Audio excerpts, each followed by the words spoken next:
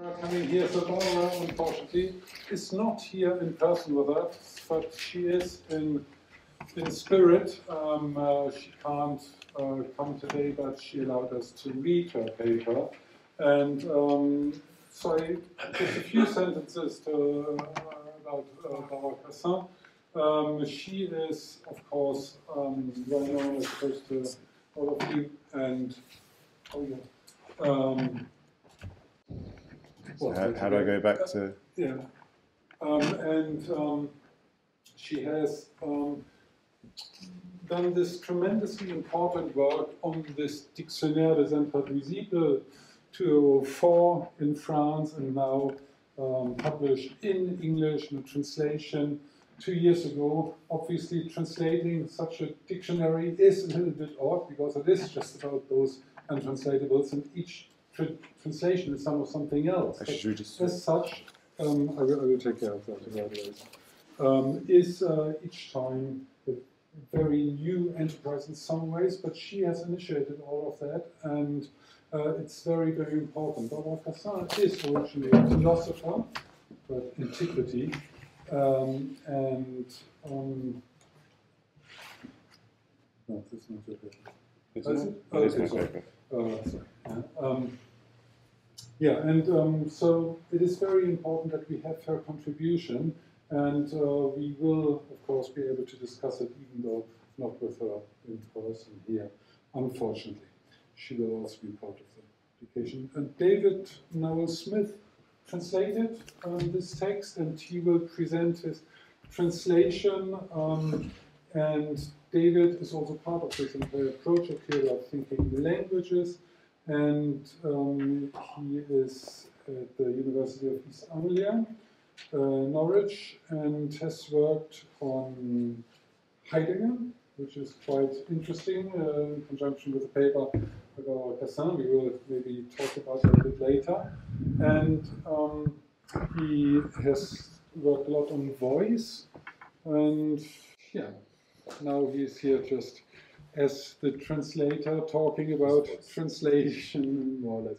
I just try to take care of this. I mean, we just need to switch it off. Yeah. I mean, yeah. Yeah, so James was just talking about the invisibility of the translator, and now I feel incredibly visible. So I'll just kind of try and speak through this and sort of be aware of the time as I go.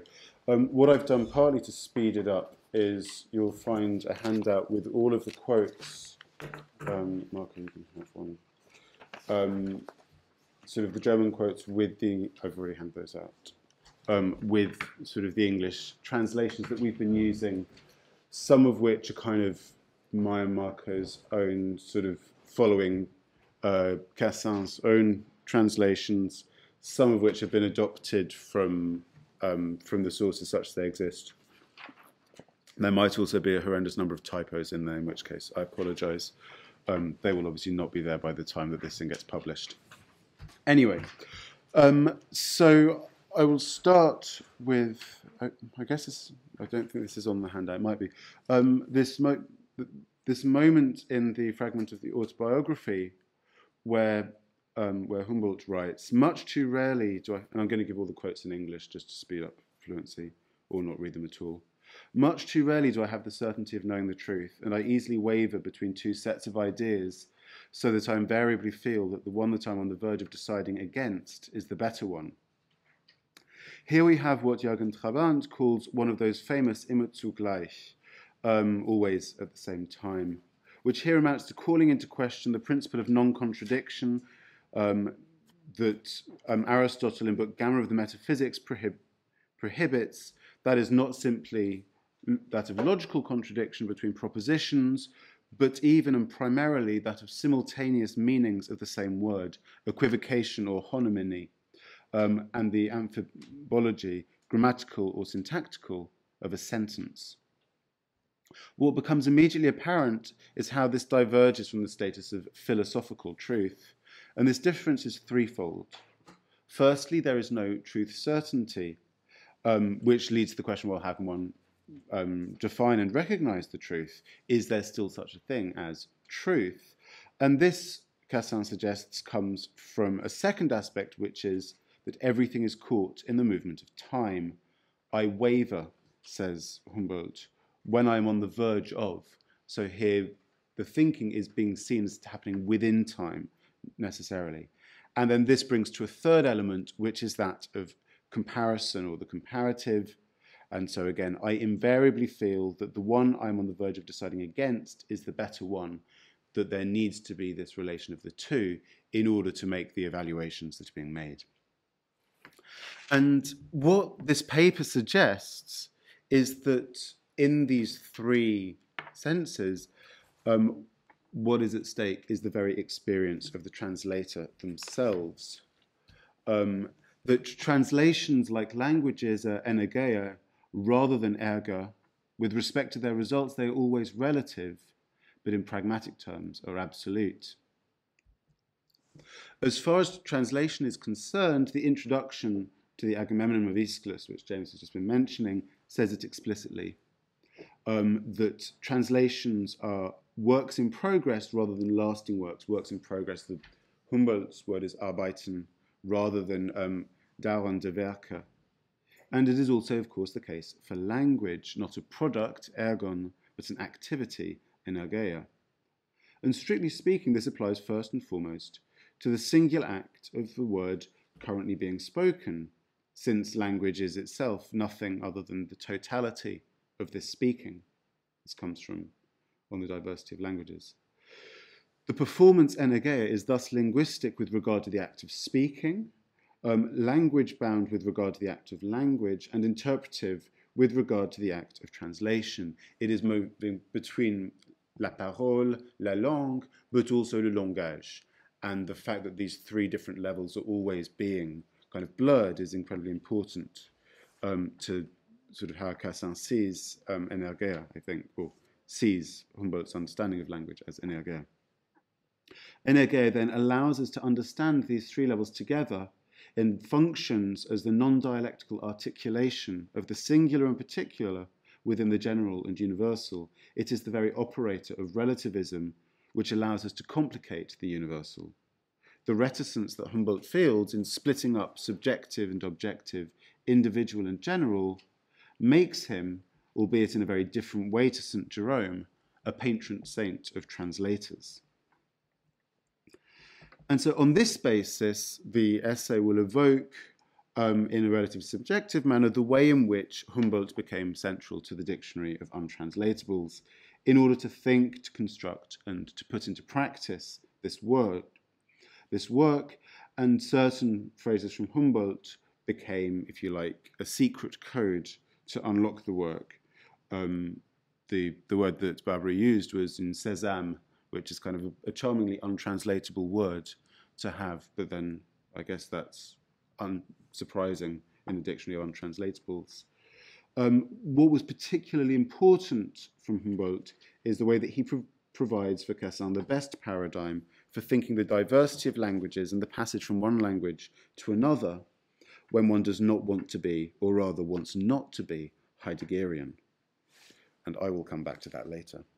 The phrases from Humboldt which are sketched out in the dictionary are found in the 1816 introduction to the translation of the Agamemnon. And the essay that follows is largely a free commentary on this.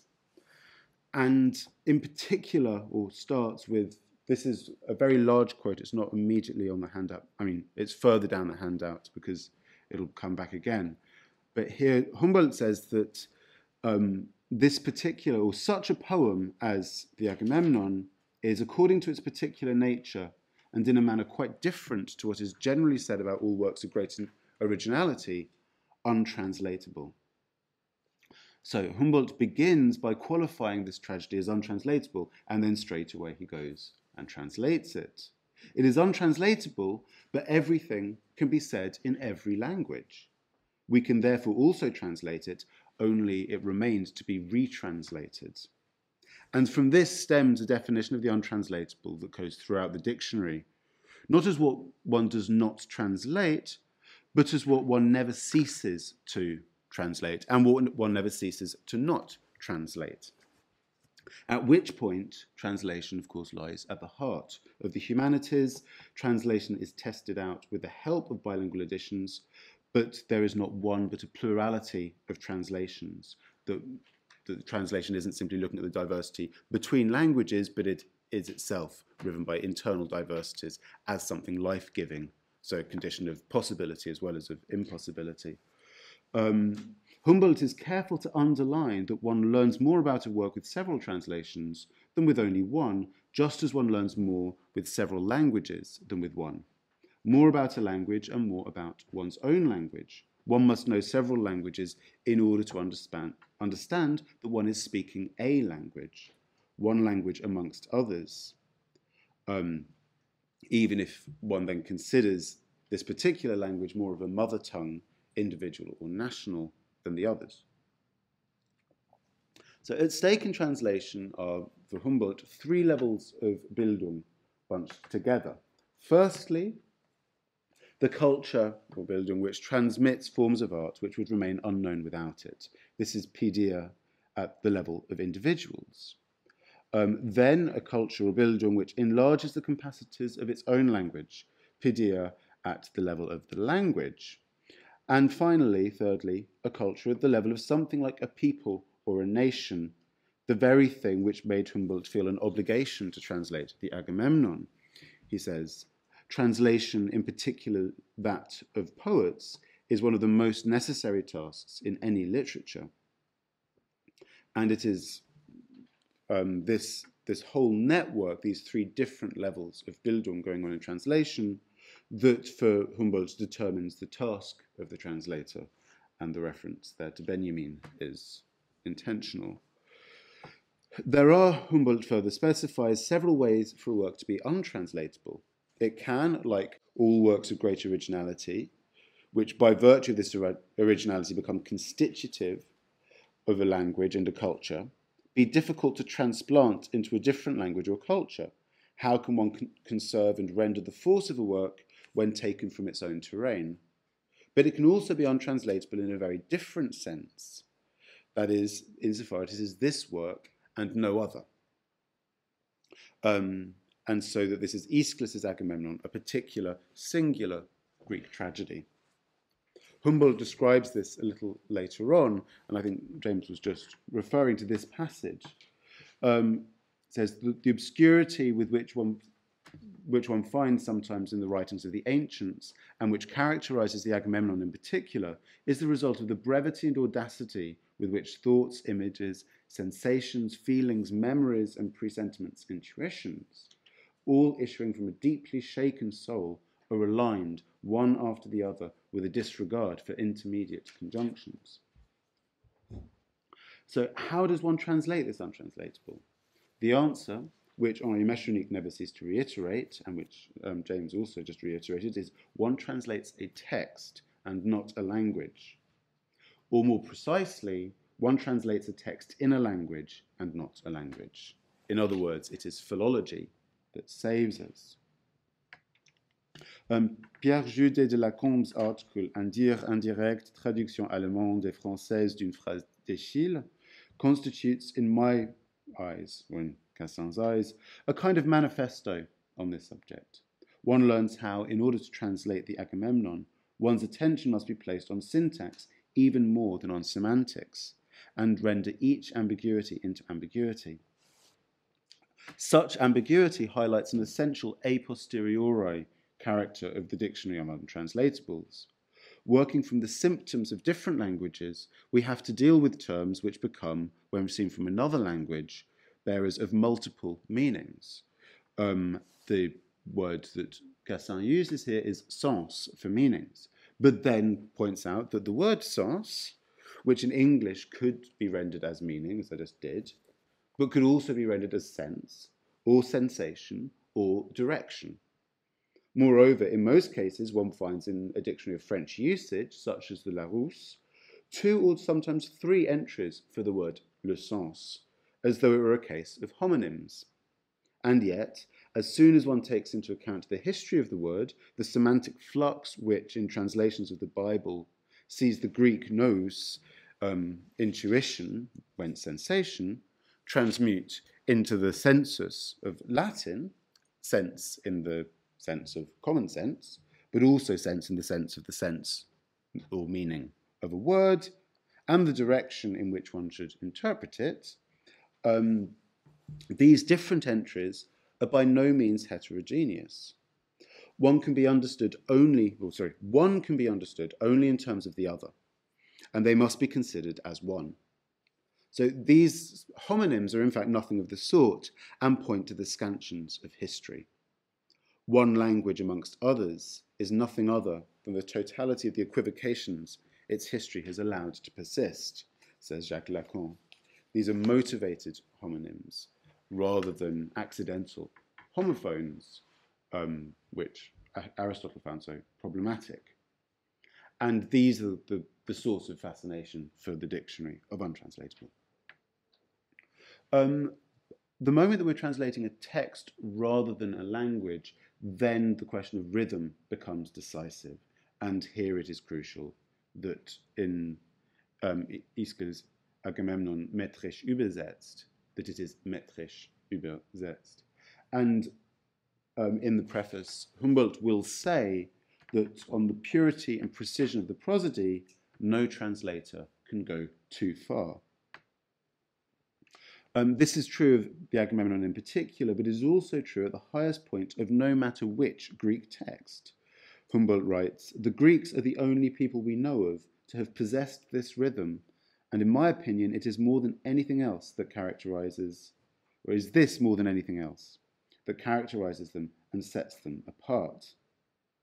This issues from their view on the general organization of the language, a veritable physics of discourse, analogous to the one that Gorgias develops in his encomium of Helen, when, with those same words used to describe the Democritan atom, he celebrates a logos which, and I quote, "by the finest and most invisible bodies, performs the most divine of acts."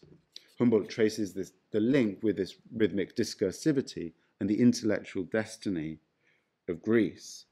And the next quote, where he says, "It has always appeared to me that it is first and foremost the way in which, in a language, letters are bound into syllables and syllables into words, and the way in which these words in their turn interact with one another in discourse according to duration and sonority, which determines and sets apart the intellectual destiny, not to mention the moral and political destiny, of nations." Attentive to ambiguities and to rhythm, we find Humboldt linked to what Jacques Derrida has sometimes called the untranslatable body of languages, and this puts translation at its condition, the love of the work.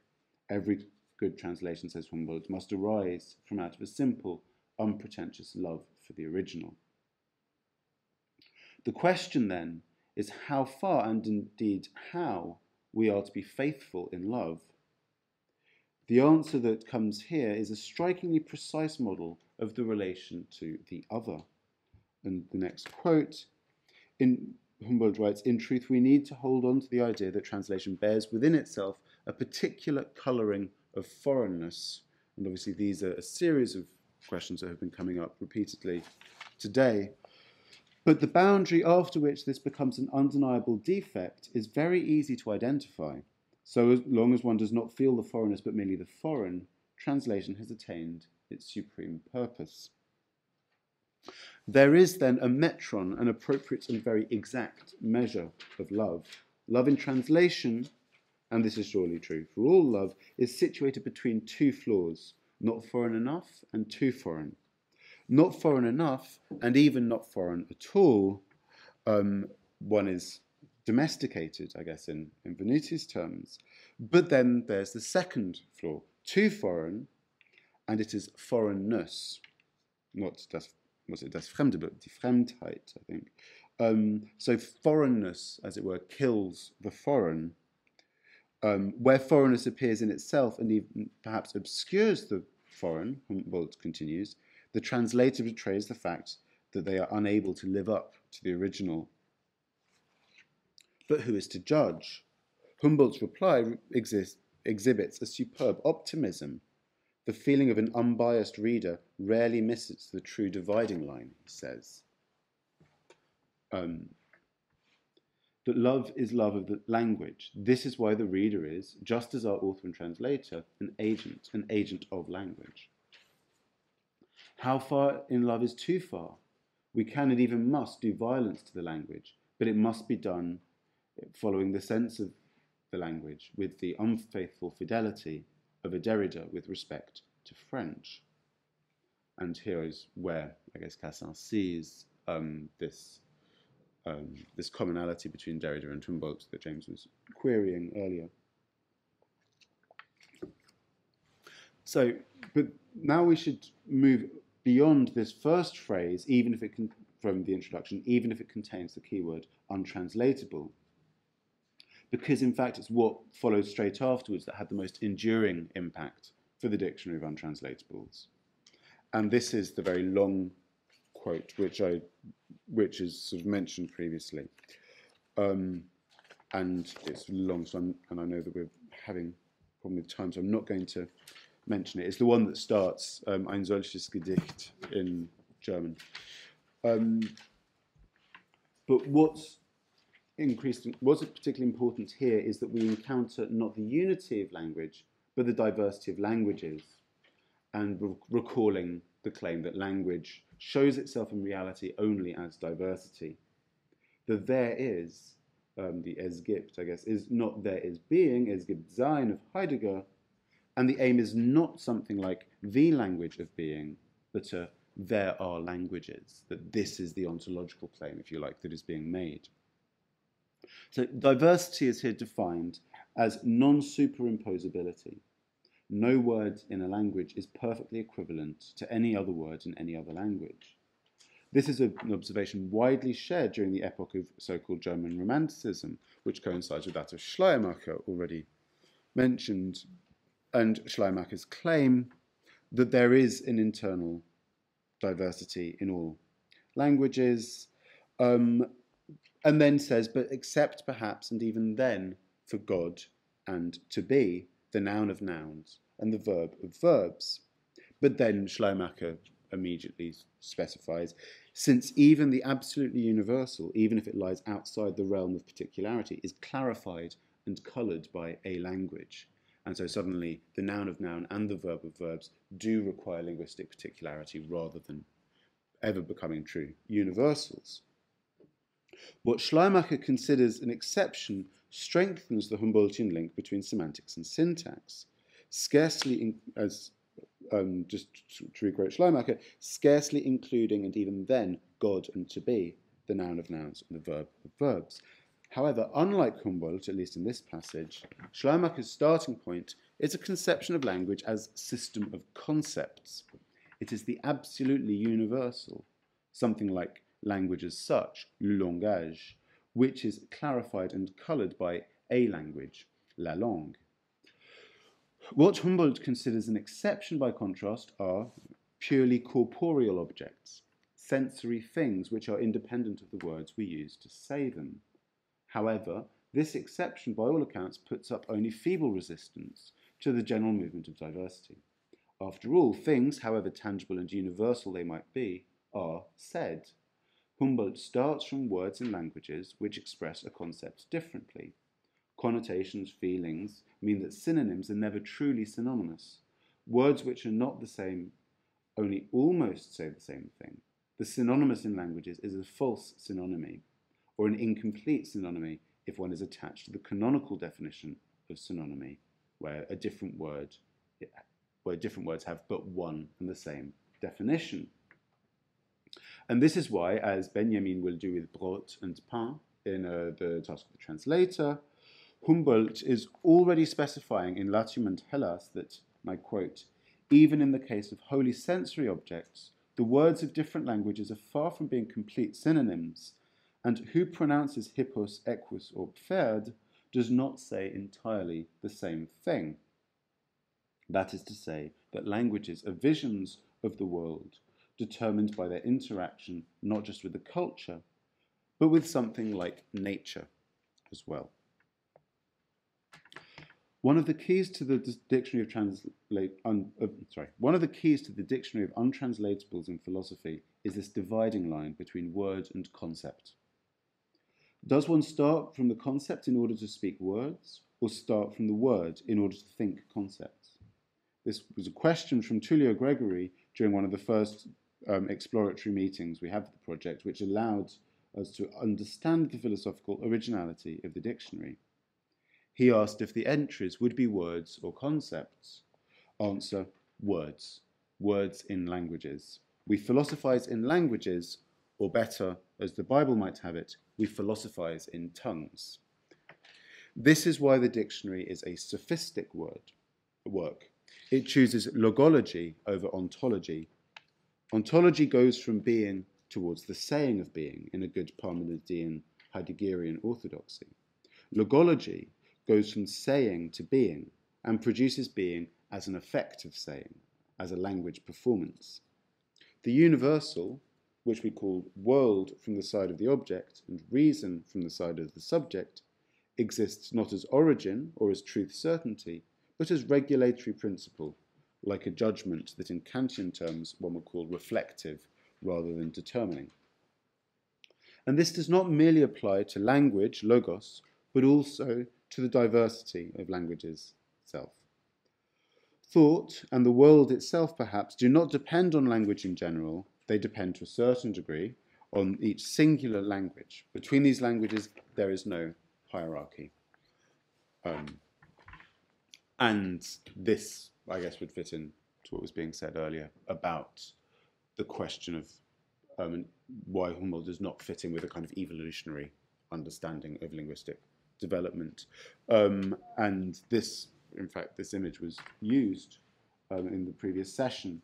Languages are like Greek gods. They form a pantheon, not a church. And so what Humboldt gives us is a powerful means of complicating the universal.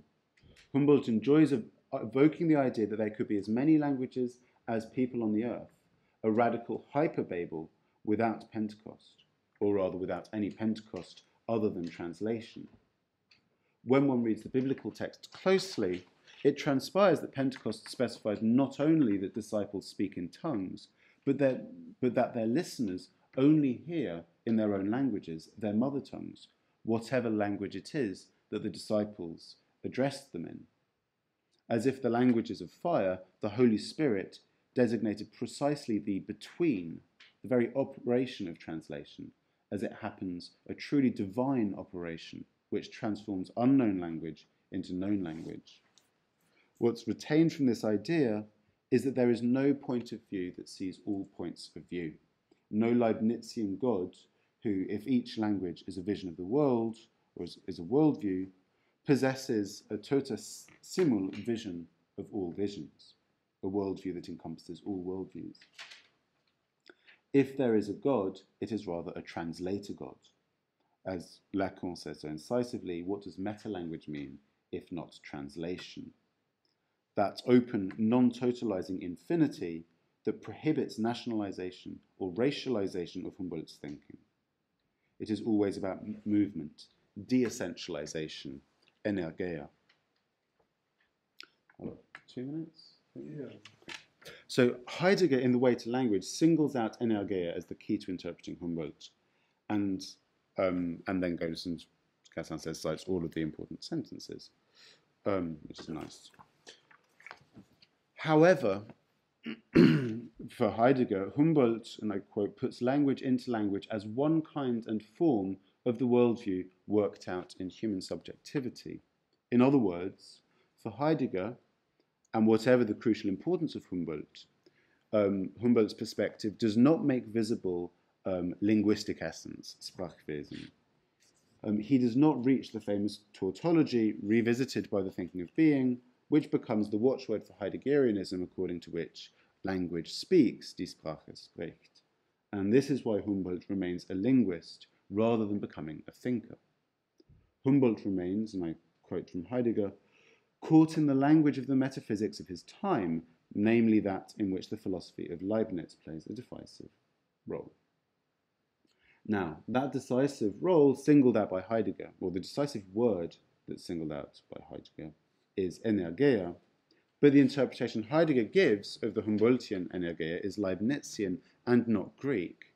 for Heidegger already understands in an evidently un-Greek manner the Leibnizian interpretation of energeia, the language of metaphysics of his epoch, says Heidegger. And Heidegger continues to say this is the language of subjectivation and not that of being. And so I quote Heidegger, Humboldt defines the nature of language as energeia, but understands the words in a wholly un-Greek sense, the sense of Leibniz's monadology as the activity of the subject. So to address Heidegger's critique would entail restarting from the phrases of Leibniz and Aristotle, from what we like to hear in them, and from what they allow us to understand.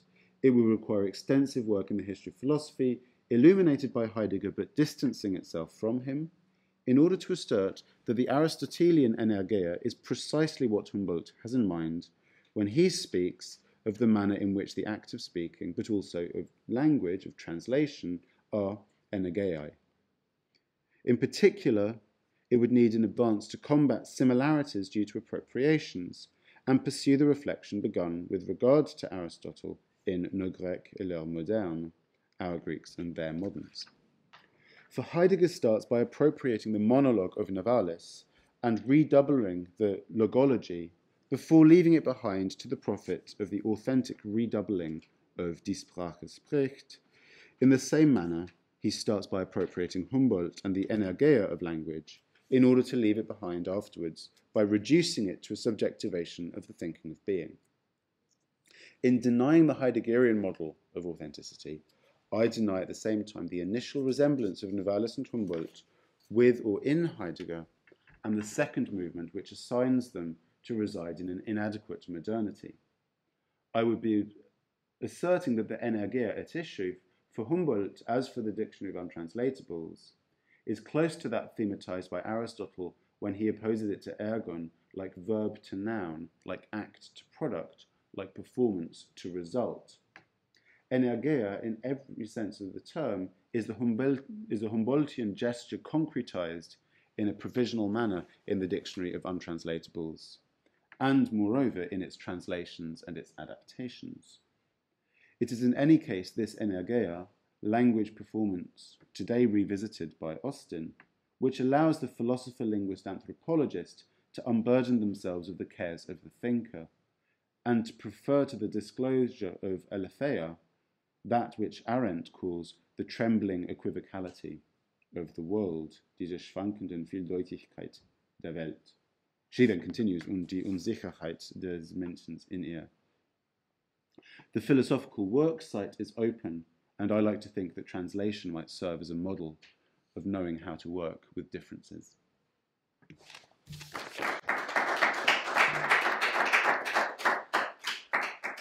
Yeah, thank you very much, David Barbara, for having translated Barbara Cassin here, not only in word but also in person, so more Humboldtian than Humboldt. I will now just take a few minutes to try to make the connection between the two papers, maybe, and then we'll open the discussion to the floor again. So I just want to point out a few elements that I noticed, elements of similarity or the same approach here in both papers. There are, of course, also differences, but there are also quite a few things stressed by both colleagues. So both James and Barbara stress, for instance, that Humboldt plus translation means, first of all, creativity. Yeah? So it's creativity because it is language, so it has to be somehow. Both of them talk about the Sprachsinn. Yeah? So James, you also said, or well, at least in your papers you said, so the Sprachsinn. Yeah, my PowerPoint as well. Okay, you did, yeah. So there's a process of how we think, and there are the senses in that. And Sinn are the Sinne, yeah. So the physicality of language somehow is already there in the Sprachsinn. And Barbara also points out exactly to the different meanings of Sinn in her contribution. So there's direction, there's meaning, there's sense. So it's all together, and that forms our access to the world. There's also, of course, an inner sense in Humboldt so strong, yeah, the hearing, and all of that goes into the sound of language, which is so crucial in Humboldt. And you have spoken about Sapir and the linguistic patterning, yeah? And so that might be one possibility of translating that into English. So the intuitive placing of sounds with reference to one another. So also Barbara very much points out this tremendous importance of sound in Humboldt and therefore also for translation. So for Humboldt, the sound patterning is determining the fate of individuals and nations. Yeah? There's this fabulous quote that I will also bring later on. So, mir hat es immer geschienen, dass vorzüglich der Umstand, wie sich in der Sprache Buchstaben zu Silben und Silben zu Worten verbinden und wie diese Worte sich wieder in der Rede nach Weile und Ton zueinander verhalten, das intellektuelle, ja sogar nicht wenig das moralische und politische Schicksal der Nationen bestimmt oder bezeichnet. Yeah, so the sound of language actually is determining the fate of nations. Yeah, that is quite a strong statement. And of course, this materiality of language is very much related, and both Barbara and you, James, pointed to that, to Michonique's approach to language and his thinking language. The connection is drawn by both of you, Michonique's ideas about rhythm and le continu, yeah, le continu, how to translate that, yeah, it is for me exactly Humboldt's Zusammenhang, yeah? So that's it, the Zusammenhang, the togetherness, or as you said, you can translate it possibly as patterning if you want to, but it is very clearly one of those untranslatables, and that makes it so difficult to deal here now, particularly also in English, with those kind of ideas, yeah, from French Michonique and from Humboldt. Zusammenhang, continu, the continuum, maybe, yeah, not that easy. But in any case, all of that points us to another absolutely fascinating sentence in Humboldt, that it is actually not the words that constitute speech, but on the contrary, the words which emerge out of speech. Ja? In der Wirklichkeit wird die Rede nicht aus ihr vorangegangenen Wörtern zusammengesetzt, sondern die Wörter gehen umgekehrt aus dem Ganzen der Rede hervor. Absolutely fascinating and shocking probably for many people who are not that familiar with Humboldt. So you really have to go into that in order to be able to accept such a sentence.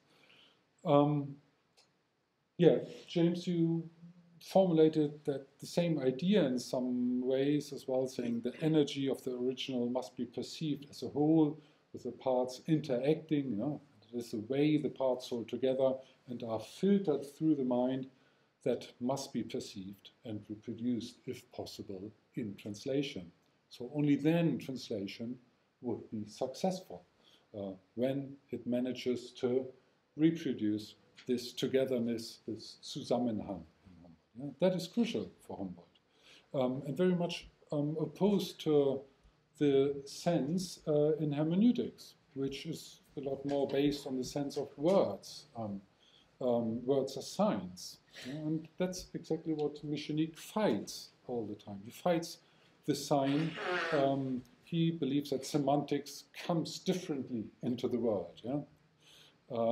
So language is not only the imperfect communication of pre-existing ideas, but it is therefore becoming. Yeah, that is it, I think. So new meaning comes into the world via language, via the form of language, also via the materiality. This is the constitutive role of language, which I referred to earlier by pointing to Taylor's book. Yeah? So it's a constitutive against an enframing theory of language. Barbara Cassin stresses the uniqueness of each act of translation, of each piece of literature, saying, how does one translate this untranslatable? The answer with Henri Michonique, which Henri Michonique never ceases to reiterate, one translates a text and not a language. Yeah, so this is this impossibility of translating for Humboldt, yeah, which means it's of course not impossible, but it is the inevitable newness of language in a new situation, in a new worldview, of course, which would be the case for translation then. But, of course, translating gives also, to a certain degree, access to other worldviews. Yeah, so Bauer-Cassin defines the untranslatable, not what one does not translate, but what one never ceases to translate or not translate. And so in that way, it is somehow the labor of the mind, maybe, and therefore translation lies at the heart of the humanities, because the humanities are what I call Sinnwissenschaften in German, yeah? Again, very difficult to translate. So disciplines of meaning or meaning sciences, or however you want to say that in English, it's not really possible. But it is about Sinnwissenschaften, it is about creation of meaning. Therefore, that leads to another point that both Barbara and James clearly, explicitly said: there are no concepts without words. Words are physical, and this physicality is different in different languages. So different facets of a word are not separate from one another. They all play together and must be considered as one, and therefore, in that sense, they are untranslatables. And Barbara-Cassin, the entire project, shows that that is of the highest philosophical importance. We philosophize in words, in languages, and there are no concepts without this. Therefore, the logology and not the ontology. From saying to being, language, performance, all of that is there. And so this needs to be considered in translation. If we want to give justice to that, we have to see that words make the ideas, and there's no meaning independent from the words that could be simply differently packaged in a translation. I think that's a crucial input that we have to stress again and again with Humboldt for translation. Yeah, just a few points, so we should open this up, the debate. I don't know whether you want to react directly, James, first of all. I can react. I just wondering about time, how you're going to organize this. I don't want the public not to get a chance, for reasons of keeping you awake at this time after lunch.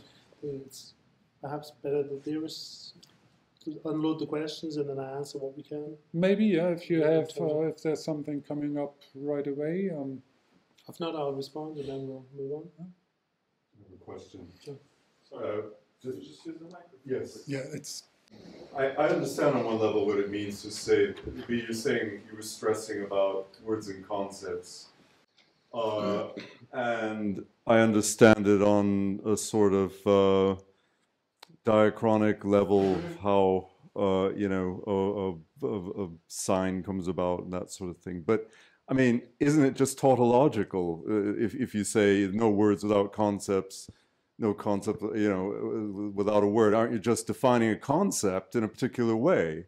What's the real insight there? Because you could have concepts that don't have a word. You're just deciding that, no, I'm only going to call a concept something that has a word associated with it. If it's some sort of mental representation that doesn't have a word associated with it, I won't call it a concept. Mm. But you're insisting that it's very profound, and so I want to know how it gets beyond being just a tautology. Yeah. Maybe I haven't been clear enough about it. I think the word has a physicality. It's a materiality.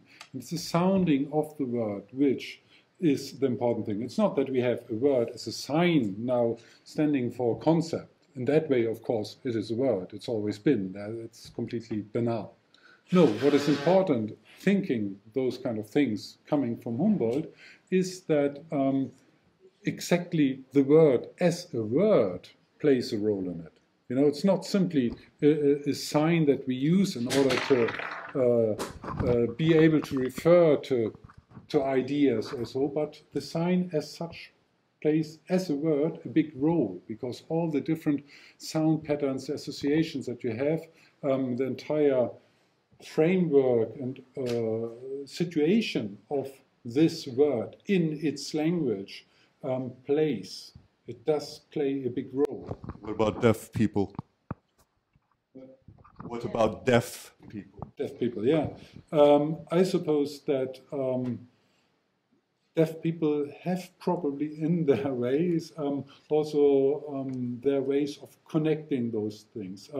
Difficult for me to imagine what goes on in the mind of a deaf people, but I would suppose that even in sign language and so on, you have a structure of a language which is interrelated in so many different ways, creating those kind of networks which function, and even for deaf people, as sounds would function for non-deaf people.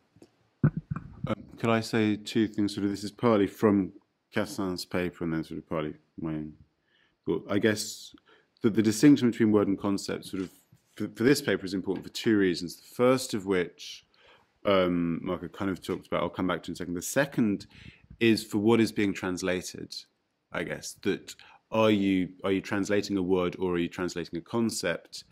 And I think the importance for making the distinction between the two is to leave open the question as to whether concepts are bound to particular languages or not. So it's one thing to say that the word brot and the word pain say different things. It's another thing to say that the concept is a different thing. And so that by focusing on languages, then you're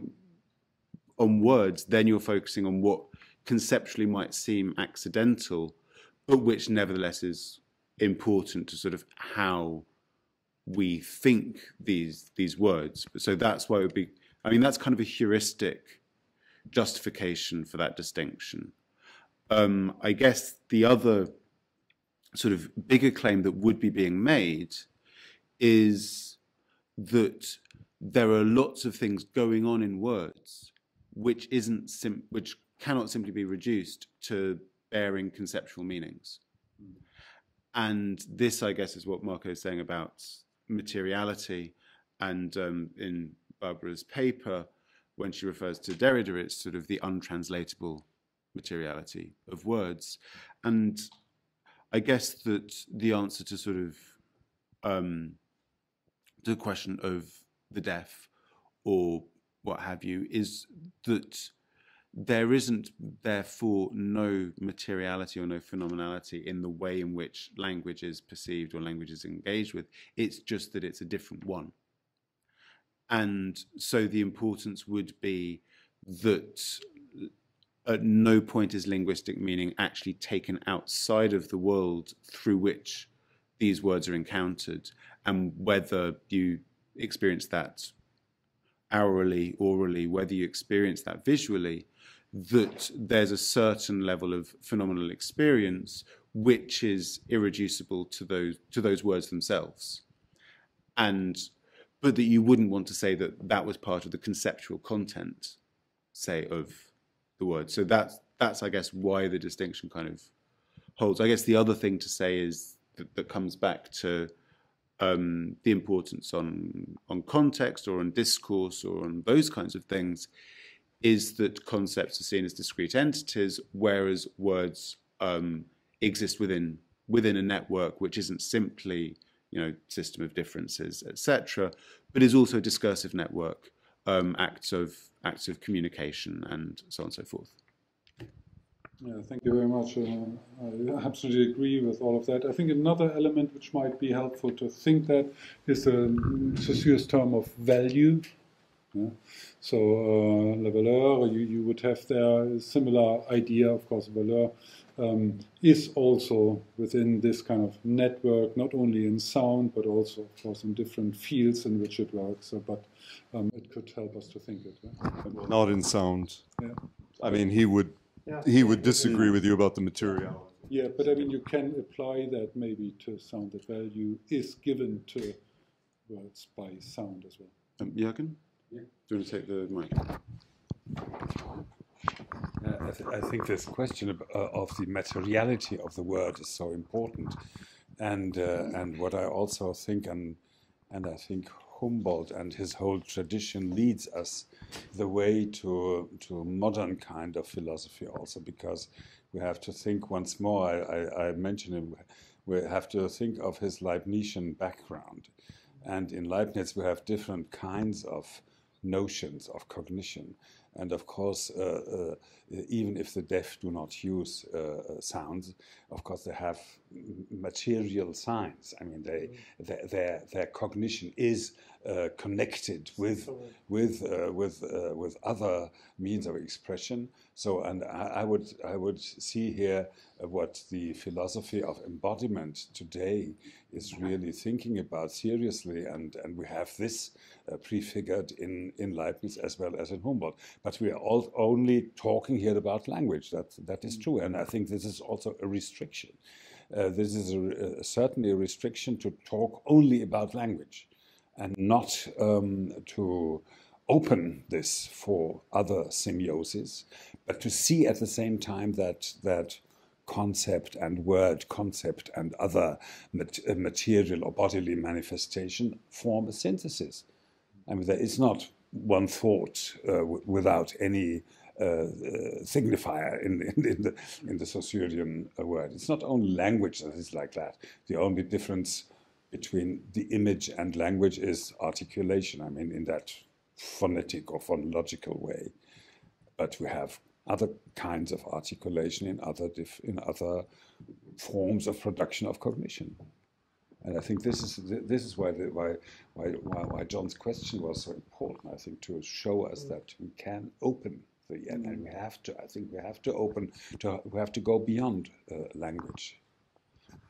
But well, I think probably I wouldn't formulate it as going beyond, because for me that is part of language actually. We should go beyond the idea that language is just a kind of an abstract thing. Language somehow incorporates things in some ways. And I think also for these other elements that you refer to for creating meaning, there's always, I suppose, the language coming in to place these processes then in a conscious world. No? So I think their language always kicks in at some point. We cannot ignore everything else, you know? But language is in all these processes plays a crucial role because it makes things conscious and places them in what we could call the human world. I don't think we can do that without language. You know, all the other perceptions that we do have and which function in certain ways as language, the language will always have to play a role in placing these perceptions. May I just one question? I liked very much James's beginning of his talk. So when you start with a brother, and he said, "Yeah, there's a brother. There's always a brother," and I think this is also the reason why there has to be translation. Is that the argument? Because there is always the other. There's no moment in which even there's use of metaphors in Humboldt. When he says there are two ways of organizing a language enriches our understanding of the world, but it can do this laterally or vertically. So laterally is his superficial brother. You know, not superficial, but he's doing the sciences, and the sciences are necessarily superficial because they're vast and they're going all over the world, and they're defining hundreds and thousands of beetles, and really taking home samples of unimaginable species. But it's a broad organization. But then there's the other part. This is the poetry and creativity, because this goes vertically deep into the soul, and this is where this is related to the nation, because the nation will be through the nation's songs, etc. It will be this, reaching our roots deep into reality, and this is the inner reality, the outer reality, the inner and the outer as inseparable. But these are the brothers. These are the brothers finding out, what do you do with this? How do you organize it? When Goethe says they come with their stones, they go out in the country and they bring back stones, and then they're organizing where this one comes from, this one's which level in evolution would, and they're organizing. He is always there in the background of the organization of categories. Vygotsky will look at how children do this.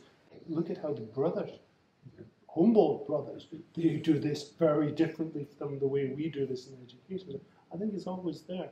Do I still have the parole, or do I? Yes, please. Or can I? Okay. Well, can I start by thanking both of you, Marco? Thank you for bridging the two papers, because it was difficult for me.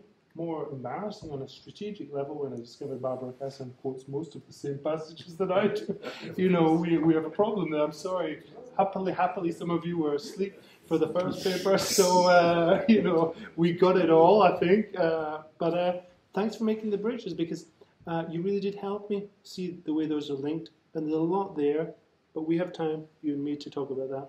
I'd like also to thank David, because I always thank the translator. I'm very much a Venusian on this question, the invisibility of the translator as a translator. I am indignant about this. So he's very much there, and he's a beautiful Cassin, you know, there. But I'd like to invite you, since you've done the work, and you really have done the work, you've done the work of demonstrating, you've done what Barbara Cassin says. You have translated a paper, because I think I got that in French.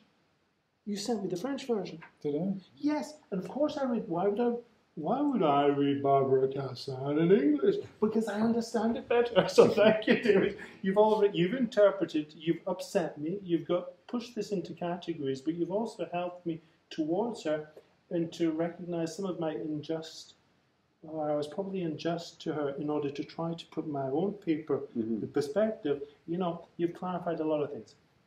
Your question, John, is one about units, the word. This is what you're interested in. This is what she's interested in. The question is, Mishi's question is, you stress it, I stress it, what is the unit of translation? What is the unit of language? Now, it's legitimate, and I think Barbara Cassin is revolutionary, and her dictionary has the potential of revolutionizing the way gender studies and translation studies and all of these fashionable things. Humboldt's not fashionable, but they are. He's capable of really revolutionizing this, the way we think of concepts. But concepts are, of course, units. And we're back to words. But look at what words are we talking about here? I mean, John knows what words are. You know, a Caesarean. But a Caesarean knows what words are. Linguists know what words are. Translators know what words. Are we talking about of, on, into, behind, to go? You know, to go is difficult to translate. Do you go by foot or do you go by... You have to distinguish in certain languages. In Czech, you can't go to Berlin because you go by foot. Oh, to Berlin! Oh, you make mistakes. Are we talking... Okay, we talk about horses. Did anyone talk about piggies? No, they didn't, because piggies are diminutive. And once you have piggy, you have pig. But piggy's not pig. And the metaphor is used. And when we talk about pigs, we don't talk about pigs, we talk about people, usually men.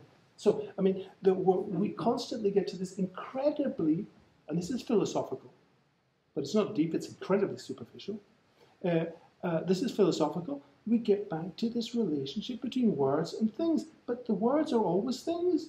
Every time we get back to philosophy, we get to dogs and horses and cats, but never to little cat, which in Czech would be kočička. Because a kočička is, of course, a girl. It's a certain type of girl. It's a certain type of girly cat. And it's a diminutive form. And you don't say kočičko, you say kočička, you say kočičko. You would use the vocative. The vocative does not come into translation. The diminutive does not come into translation theory for philosophy. Because Barbara Cassin remains revolutionary, but she's revolting against. And what's she revolting against? This unit. This unit as a concept which is universal. And what she says is, it's interesting what she said at the end. This dictionary complicates universals. Yes, but we don't start there. We don't start with universals, and she does. We don't start in France, and she does. It is not a criticism of Barbara Cassin any more than it's a criticism of Scots or Germans. She starts in French, and she starts with universals, and she starts with the 18th century encyclopedia and diversité, and that's Humboldtian. Humboldt learns that from Paris, but you can't. She can't do this differently because she has to start with universals because she has the other philosophical dictionary behind, which is a universal dictionary. So the French tradition is like this. You have the what's the name of the other Dictionnaire de Philosophie, the classical French dictionary of philosophy. She is writing her book against this. And this is, of course, it's completely written in French. What's the name of that author? It's a classical text. I mean, the Dictionnaire de la Philosophie. And this, of course, it's French, and it's about all the philosophical terms in French. And here comes Barbara, and she has to, of course, write a dictionary against this, and hence she has to start with universal, and she has to deconstruct them. But we agree. Yeah. We agree in celebrating Barbara, who couldn't come today, but we brought her here. We agree to celebrate this. But she's a revolutionary. But she's revolting against her tradition. But her tradition is not my problem. In the same way that postmodernist Americanism, America is not my problem. My problem is thinking language. Now, that unit is what interests me. She will start with units. But Humboldt doesn't start with units. He starts with whole. And no, just the passage that was already quoted about the synonymien in the Agamemnon preface. I think Humboldt starts with the same problem. He starts with the European tradition, the European Aristotelian tradition thinks of universals, of universal concepts, and here comes Humboldt and says, no, this is not true. The same word for freedom, liberty, Freiheit, and so is synonym in a certain way, but they are different. So he starts with criticizing this strong universalistic European tradition. But that seems to go in line with my paper. You seem to be in agreement with my paper. But let me take the counter. I think no, there is no starting point in Humboldt. There's a Wechselwirkung. He never. It's not for him a revelation halfway through that words are connected. When I use of, about, these are connectors. He knows that we can't reduce that the unit only makes sense because homonyms make sense. Why? Because they're in context and they're no longer homonyms. There's no ambiguity. L'ambiguïté dans la langue. No, there is no ambiguity dans la langue. The sea doesn't mean, the seaside when you say, I see what you mean. We know because the context there. He's in the context, he's in the grammar, and he's in the worldview. He holds the three together. Barbara Cassin is constantly jumping from the unit to the worldview, but she doesn't take into the grammar. And what she does with this is clear. You'll really come across this very strongly with Benveniste. Benveniste is the sémantique or the sémiotique. The sémantique, it's in the phrase and the context and the syntax. Humboldt's there because he's a linguist, and we're all linguists, so we know this. For the philosophers, they have difficulty with it. It's a revelation every time they realize that, if we add the words together, it doesn't make sense. Google Translate doesn't work. Why doesn't it? They simply don't philosophically don't understand the philosophy of Google Translate and why we need to move beyond the bricks. And Google Translate is moving beyond that. Translators in artificial intelligence is moving beyond that, understanding that. So I think just to add another passage from Barbara's paper, which I'll quote again, which kind of speaks to what James has just been saying. So, where he says, this is in the introduction to the Agamemnon, it has always appeared to me that it is first and foremost the way in which in a language letters abound into syllables and syllables into words, and the way in which these words in their turn interact with one another in discourse according to duration and sonority, which determines and sets apart the intellectual, moral, political destiny of nations. And that does seem to be a point at which the interest is the way that words are generated relationally, and that these relations are within words, so they're kind of, I guess, phonological syllables into words, letters into syllables, and morphological letters into syllables, but they're also, and they're then paralinguistic duration sonority, but that it's also discursive, and that in a way that what's really interesting is that these individual words are being bound there. And what's actually fascinating about this this text is it's coming about 15 years after Hölderlin's translations of Sophocles and his notes on Antigone and on Oedipus, which obviously Humboldt will have had no idea about because nobody did. And one of the things that Hölderlin writes is that whereas philosophy is interested in the harmony of individual concepts, that poetry is interested in the harmonization of the different faculties of spirit, and that this harmonization, Hölderlin says, should be understood as rhythm. And it's one of the first moments where the concept of rhythm starts to be used in this kind of extra philosophical sense. But that what he's saying is that his philosophical friends, so Schelling, Hegel, that what they cannot think is the rhythmic relation through which a context of thought is bound together, and that is where he then kind of goes back to the poets. And it strikes me that there's something very interesting, similar going on in the Humboldt here, where what needs to be understood is a kind of dynamic interrelation between meaningful units that makes possible those meanings, but that needs to be understood rhythmically. This isn't really something that this particular paper goes into, but it was something that struck me an enormous amount when reading this preface, in any case, but then does speak both to the question of materiality and to the question of language being generated dynamically out of a discursive context rather than being seen as a series of lexemes within syntax or what have you. I know that you're worried about time and that you have your work paper to think about and the second paper as well. But I'd just like to finish by thanking Barbara and David, okay? But I'd like to invite David, because you've done the work, and I know the work that's gone into that, and I think it's an important work, one that certainly helped me.